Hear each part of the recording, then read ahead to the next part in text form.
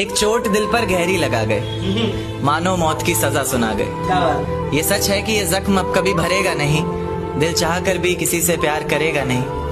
हाँ, तेरे जाने से दुनिया बेगानी लगती है, मेरी दास्तान सुनने वालों को ये फकत एक कहानी लगती है। जख्म अब भी गहरा है, ताजा है और रहेगा हमेशा, देखने वालों को तो मेरी चोट भी पुरानी लगती है। ऐसा कोई दिन, कोई वक्त, कोई पल नहीं जाता जिसमें मुझे तेरा ख्याल नहीं आता। नींद से जैसे कोई दुश्मनी सी हो गई है, सीने में सांसों की कमी सी हो गई है। अब कोई और छुएगा तुझे सोचकर पल पल मरता रहता हूँ, नज़्में लिखता हूँ और उसे रात भर पढ़ता रहता हूँ। अगर कभी मेरी यादों से तेरी आज़ादी हो जाए, अगर किसी और के साथ तेरी शादी हो जाए, तो हो सके तो मेरे इश्क का मुझे दाम देना, अपने बेटे को मेरा ही नाम देना। जिस दिन अलग हुए तो मर जाऊंगी कहा करती थी, मोहब्बत ही नहीं हमारा गुस्सा भी सहा करती थी। परछाई बनकर साथ रहती थी वो,